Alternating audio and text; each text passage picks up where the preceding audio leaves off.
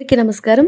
ఈ సంవత్సరం తులారాశి వాళ్ళకి ఏ విధంగా ఉండబోతుంది, వ్యాపారం, ఉద్యోగం ఎలాంటి ఫలితాలు రాబోతున్నాయి అనే విషయాలన్నీ కూడా ఇప్పుడు మనం చూద్దాం. అయితే మంచి ఫలితాలు ఉంటాయి అనే చెప్తున్నప్పటికీ కూడా ఎలా ఉంటుంది అనేది క్లియర్గా ఇప్పుడు మనం తెలుసుకుందాం. అయితే ప్రస్తుతం ఈ రాశి వారికి శుక్రుడు అధిపతిగా ఉంటున్నాడు. శుక్ర, శని, బుధవారాలు వీళ్ళకి అనుకూలంగా ఉంటాయి. అయితే తులారాశి వాళ్ళకి పోయిన ఏడాది కంటే కూడా ఈ ఏడాదిలో పాజిటివ్ వైబ్రేషన్స్ ఎక్కువగా ఉండబోతున్నాయి. అంటే వాళ్ళకి ఏదైనా పని చేస్తే రిజల్ట్స్ చాలా బాగా వస్తాయి. అంతేకాకుండా కెరియర్ పరంగా కూడా చాలా మంచి రిజల్ట్స్ వచ్చే అవకాశం ఉంది, లేదా ఒక మంచి ఆపర్చునిటీని గెయిన్ చేసుకునే అవకాశాలు ఉన్నాయని చెప్పొచ్చు.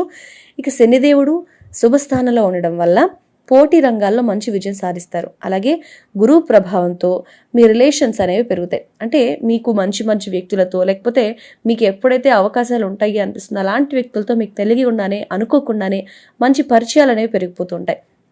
మీ సోషల్ లైఫ్ కూడా చాలా ఇంప్రూవ్ అవుతుందని చెప్పాలి దీనివల్ల.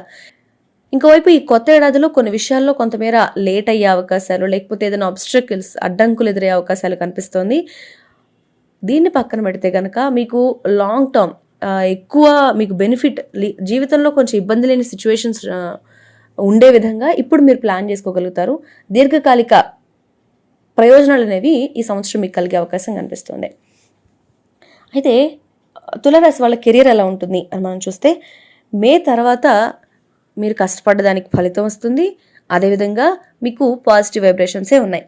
శనిదేవుడు మార్చి వరకు ఉద్యోగులకు కొంచెం ఇబ్బందులు కలిగించే అవకాశాలు ఉంటుంది.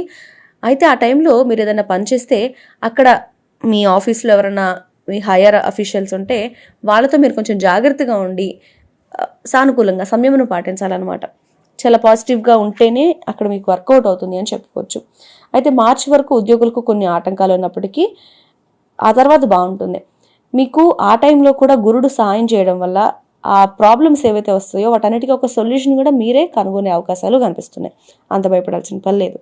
ఇక రాహు, కేతువు 6, 12 స్థానాల్లో వాళ్ళు ఉండటం వల్ల ఈ రాశి వారికి కొంచెం ప్రాబ్లమ్స్ వచ్చినప్పటికీ కూడా వ్యాపారం చేస్తే కనుక వాళ్ళకి మంచి విజయాలు వస్తాయని చెప్పొచ్చు. మొత్తానికి మీ కెరియర్ అయితే అటు ఇటుగా బాగానే ఉంది, బ్యాలెన్స్ చేసుకోగలుగుతారు అనేలాగా ఈ సంవత్సరం తులారాశి వాళ్ళకు ఉంది.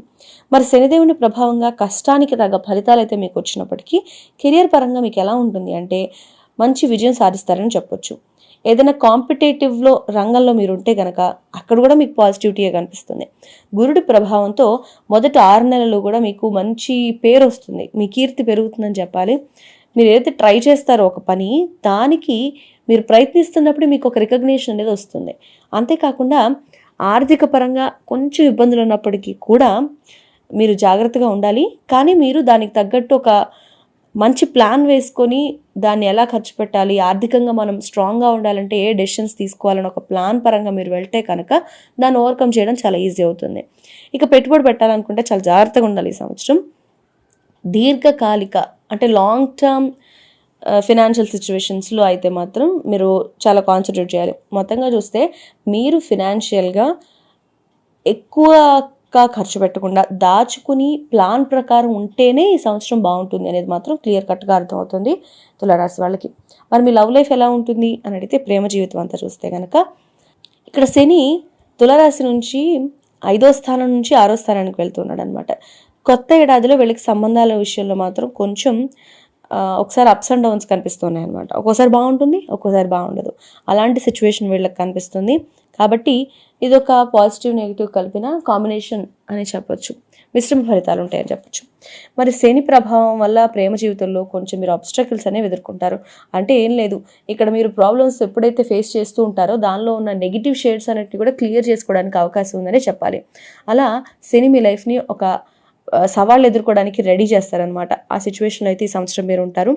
ఇక మే తర్వాత నుంచి గురుడు స్థానం మారడం వల్ల గురుదేవుని అనుగ్రహంతో మీకు మంచి వ్యక్తులతో పరిచయాలు పెరిగి కనెక్ట్ అయ్యే అవకాశాలు ఉంటాయి. కేవలం పరిచయం మాత్రమే కాదు, వాళ్ళతో ఒక జర్నీ అనేది కూడా చేసే అవకాశాలు ఎక్కువగా ఉన్నాయని చెప్పొచ్చు.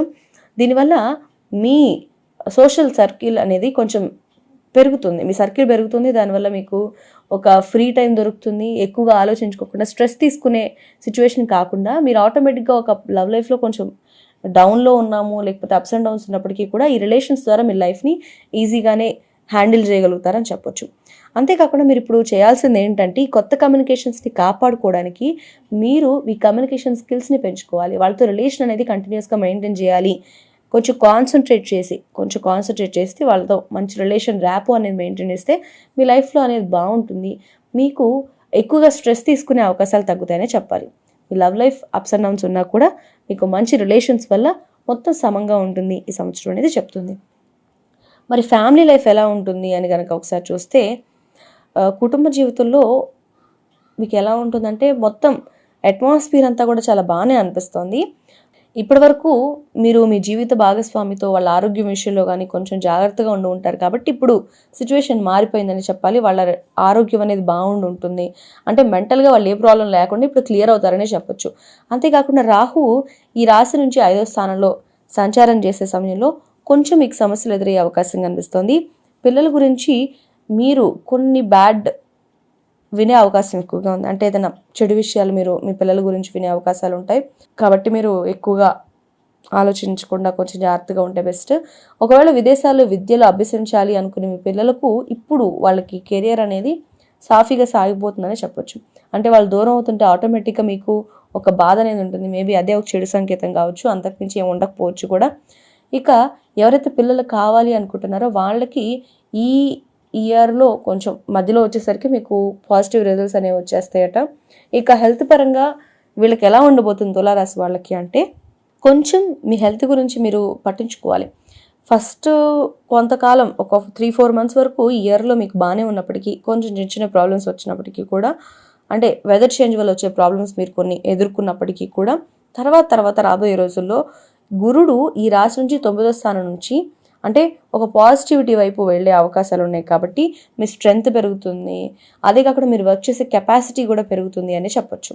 మీరు మీ ఆరోగ్యం విషయంలో ఒక బ్రైట్ సైడ్ని చూస్తారు. అంటే ఇప్పటి వరకు మీరు ఫేస్ చేసిన ప్రాబ్లం నుంచి బయటపడి ఒక కొత్త ఉత్సాహాన్ని మీ లైఫ్లో మీరు చూస్తారనమాట.